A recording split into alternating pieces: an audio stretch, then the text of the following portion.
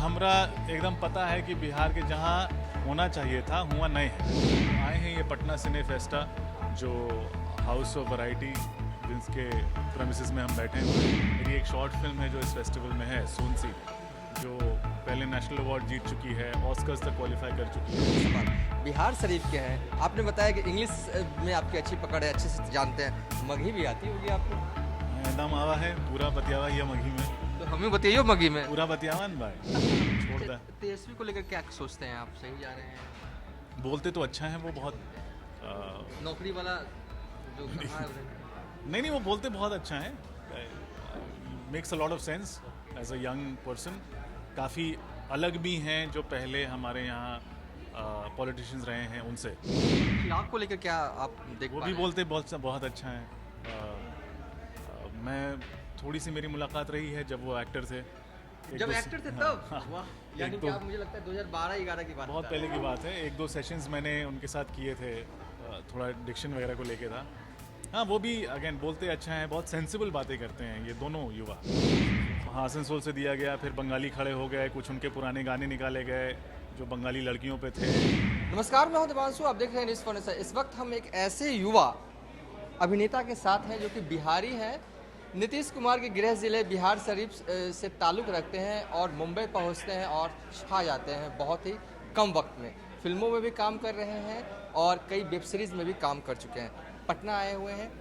सबसे पहले विकास जी, आप ये बताइए कि कैसे आपका सफ़र बिहार शरीफ टू मुंबई रहा? Thank you. आपने कहा बड़े कम वक्त में तो नहीं, वक्त लगा है। कैसे क्या, वही पढ़ाई कर रहे थे, 12th किए, मेडिकल की तैयारी कर रहे थे, लेकिन तब तक रुझान थोड़ा थिएटर की तरफ हो गया, एक्टिंग की तरफ हो गया। शाहरुख खान और मनोज बाजपेयी मेरे आदर्श थे, उनका काम पसंद आता था, तो पता लगाया कि भाई इनकी जर्नी क्या रही है। तो पता लगा दोनों ने बैरी जॉन नाम के एक शख्स हैं उनसे सीखा। फ़ोन वोन किया, बैरी से बात की, फिर उनका एक 3 महीने का कोर्स था वो किया। थोड़ा आंकलन करने का मौका मिला कि नहीं, ऐसा ही नहीं सोच ले लिया कि मतलब जाके हीरो बनना आता है, कुछ समझ है। तो फिर वहाँ से शुरुआत हुई। ये कौन सी ईयर की बात आप बता रहे हैं? तो 20 साल हो गया। 20 साल। तो आप मतलब पढ़ने के लिए मुंबई गए थे?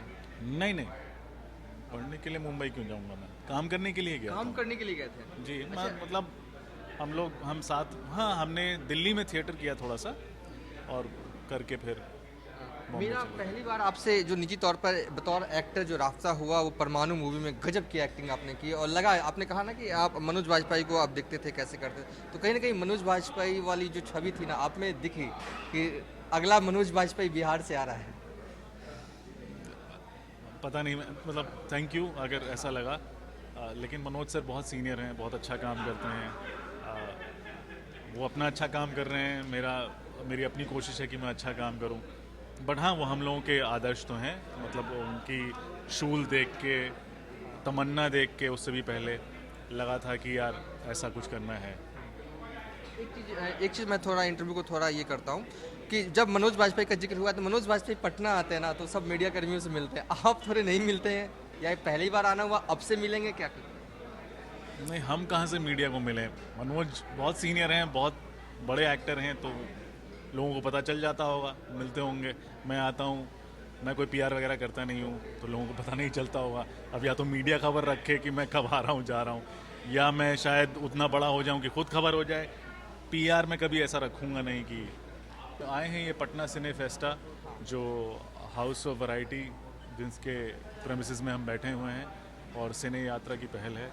पहली बार ये कर रहे हैं, और बहुत अच्छी तरह से ऑर्गेनाइज़ किया है, बहुत अच्छी फिल्में हैं। मैं यहाँ इसलिए आया हूँ, एक तो मैं रविराज जी जो इसके पीछे हैं, इस फेस्टिवल के पीछे मित्र हैं मेरे बहुत अच्छे और मेरी खुद की एक फ़िल्म है, मैं प्रोड्यूसर भी हूँ।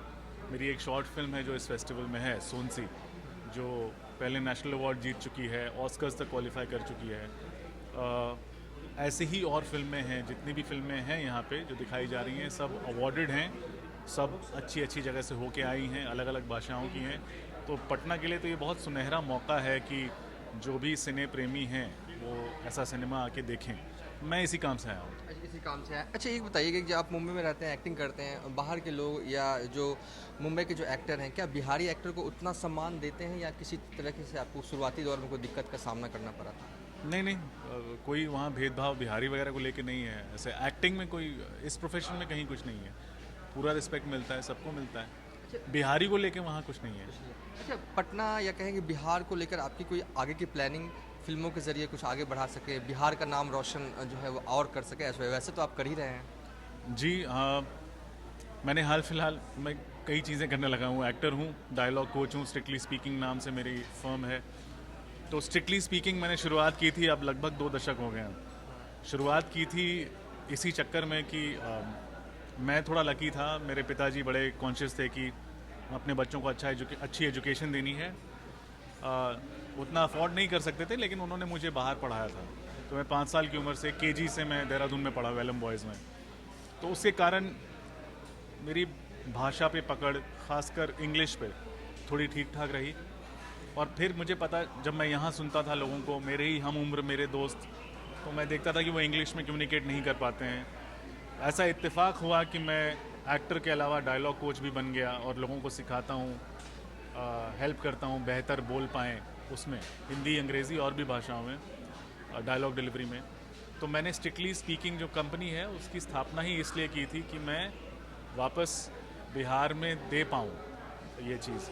तो अभी कोशिश ये है कि 5 सितंबर टीचर्स डे पे हम लोग लॉन्च करेंगे ऐप स्ट्रिक्टली स्पीकिंग का, जिसमें कि बहुत ही कम पैसे में जो भी मैंने सीखा है और लोगों को सिखाते सिखाते सीखा है, वो मैं अब टेक्नोलॉजी के यूज़ से ज़्यादा से ज़्यादा लोगों को सिखा पाऊँ। ये तो कोचिंग है।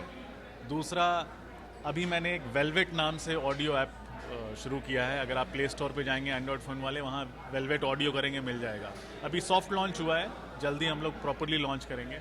उसमें हम लोग कहानियाँ कह रहे हैं, कोशिश है एकदम हाई क्वालिटी कंटेंट बनाए। अगेन, जो मेरा एक्सपीरियंस है as an actor, as a producer, as a dialogue coach, वो सब वहाँ लगा रहे हैं। उसमें भी शुरुआती जो हमारी 4 कहानियाँ हैं, उसमें से 3 हमने बिहार के राइटर्स हैं, यंग राइटर्स हैं, उनको मौका दिया है। मैक्सिमम जो वॉइसेस यूज्ड हैं वो बिहार की हैं। मैं उसका पार्टनर बिहार का हूँ, मेरा जो पार्टनर है वो बिहार का है। तो कोशिश है, अब यहाँ आए हैं तो देखा कि हाउस ऑफ वैरायटी, ये प्रेमिसेस बहुत अच्छे हैं रीजेंट सिनेमा में, यहाँ पर वर्कशॉप्स किए जा सकते हैं। तो अगली बार मैं कोशिश करूँगा कि 5 दिन या 1 हफ्ते का पहले से ही प्लान करके वर्कशॉप डिज़ाइन करके एक्टिंग का यहाँ पर आके कंडक्ट करें। तो इसी तरीके से as an actor, as a producer, as a coach, जो भी हो सके मैं देना चाहूँगा। मैं चाहूँगा बिहार शरीफ में भी थोड़ा थिएटर हो। देखते हैं धीरे धीरे। हर बिहार से जुड़े हुए सफल आदमी अगर इस तरह के सोचने रखें तो कहीं ना कहीं बिहार और तरक्की करेगा। एक सवाल, बिहार शरीफ के हैं, आपने बताया कि इंग्लिश में आपकी अच्छी पकड़ है, अच्छे से जानते हैं, मगही भी आती होगी आपको? एकदम आवा है, पूरा बतियावा ही है मघी में, तो हमें बताइए मगही में। पूरा बतियावन भाई। सिर्फ एक्टिंग करते हैं और इंग्लिश के लिए काम करना चाहते हैं, या कुछ कभी बिहार से जुड़ी हुई समाचार भी सुनते हैं, या किसी एक्टिंग में ही मशरूफ रहते हैं? नहीं नहीं, सुनते हैं। और जैसे हमरा एकदम पता है कि बिहार के जहाँ होना चाहिए था हुआ नहीं है। मतलब अभी भी बहुत सारे मापदंड में हम लोग नीचे हैं। तो कोशिश यही होनी चाहिए, खासकर युवा वर्ग की, कि थोड़ा सा और एक्टिवली पॉलिटिक्स में या कम से कम समाज के कार्यों में हिस्सा लें। और अब तो यहाँ के कितने सारे लोग हैं जो बाहर जाके अच्छा कर रहे हैं, कितने सारे लोग हैं जो अवेयर हैं कि दुनिया में आगे कैसे बढ़ते हैं। तो मैं भी अपना वही सोचता हूँ कि मोर देन आर्थिक, मोर देन एनीथिंग एल्स, मैं अपने गांव से शुरू करूँगा। तूफानगंज नाम का एक छोटा सा गांव है बिहार शरीफ के पास बिहार शरीफ, सोसराय से पूरब 3 किलोमीटर ऐसे कुछ। अच्छा, मेरा गांव भी अस्थावां के पास, अच्छा, पड़ोसी में। जी जी। तो वहाँ से शुरू करूँगा। आई थिंक जिन्होंने भी बाहर जाके थोड़ी नॉलेज हासिल की है, थोड़ा और अवेयर हुए हैं, वो गाइड कर सकते हैं लोगों को कैसे जिया जाए या कैसे तरक्की की राह पे लाया जाए। तो कोशिश वो है। अच्छा, ये बताइए कि पवन सिंह निर्दलीय चुनाव लड़, एक आखिरी सवाल है, हो सकता है कि आप कंफर्टेबल ना हो, अगर ना देना चाहें तो आप स्किप भी कर सकते हैं, लेकिन क्योंकि पवन सिंह कहीं ना कहीं भोजपुरी सिने अभिनेता भी हैं, अच्छे गायक भी हैं, कई मतलब सुपर हिट्स उनकी रही है। काराकाट में निर्दलीय चुनाव लड़ते, जीतते नहीं हैं लेकिन धमाल मचा देते हैं, मतलब सेकंड नंबर पर रहते हैं।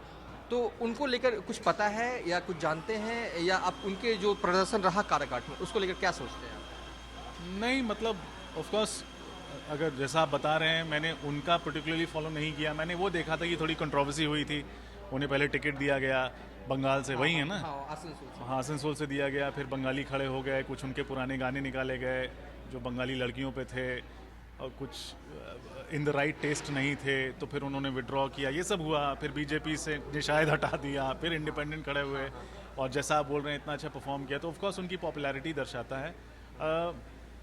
इसमें आगे मैं क्या कहूँ, अगर कोई भी हो, किसी भी मतलब हर नागरिक को पूरा हक है इलेक्शन लड़ने का, पार्लियामेंट में आने का, और कोई भी आदमी, ऐसा देखा गया है कि अक्सर हमारे ब्रिगेड से, एक्टर से बहुत लोग आते हैं, फिर वो नदारद रहते हैं, वो दिखते ही नहीं है। मैं उनकी बात नहीं कर रहा हूँ, बहुत सारे ऐसे हमारे बहुत सारे सीनियर्स हैं, स्पोर्ट्समैन हैं, उनको बता दिया जाता है राज्यसभा मेंबर, या फिर अपनी क्योंकि मशहूर हैं, क्योंकि एक पार्टी के साथ जुड़े हुए हैं तो जीत जाते हैं, लोकसभा मेंबर बन जाते हैं, फिर कुछ करते नहीं हैं। तो अगर वो समय आप नहीं निकाल सकते हैं तो मुझे लगता है कोई भी हो, वो एक्टर हो या कोई और भी हो, किसी भी प्रोफेशन से, अगर आप पार्लियामेंट में आप अपने लोगों का रिप्रेजेंटेशन नहीं कर सकते हैं तो वही तो काम है, आपको मुद्दे उठाने हैं और फिर फंड्स लेके उसको सॉल्व करना है।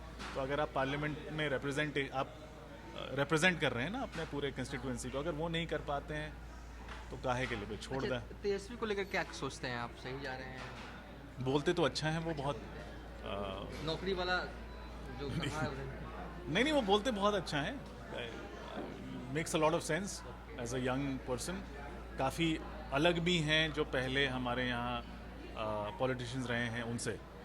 तो अब यही है कि अगर ये सब जब भी वो पूरी तरह से पावर में आए वो कर पाएँ तो अच्छा होगा। और चिराग को लेकर क्या आप देख वो पा भी रहे हैं? बोलते बहुत अच्छा है।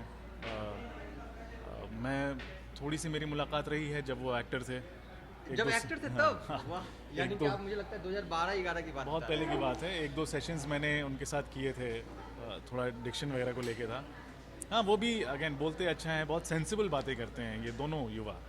और वही है कि अब कई सारी चीज़ें हैं राजनीति में, अपने कंपल्शंस हैं या नहीं है मुझे नहीं पता, लेकिन वो पावर में आके फिर कैसे निभाते हैं, कैसे लोगों के लिए करते हैं, वो मैटर करता है। विकास जी, हमसे बातचीत करने के लिए बहुत बहुत शुक्रिया। आपने मेरे हर सवाल का जवाब दिया। कई दफ़ा होता है कि जो अभिनेता आते हैं पटना, वो सियासत को लेकर, सवाल को लेकर थोड़ा कंफर्टेबल नहीं रहते, इसलिए मैं भी थोड़ा पूछने में थोड़ा संकोच करता। आपने बड़े बेबाकी से सारे सवालों का जवाब दिया और खासी मगही में भी आपने जवाब दिया। और जाते जाते कुछ भोजपुरी अगर आता हो तो वो भी नहीं, मैं फिर नाइंसाफ़ी करूँगा, मैं सुनूंगा, मैं नहीं आती मुझे इसलिए। ओके, चलिए।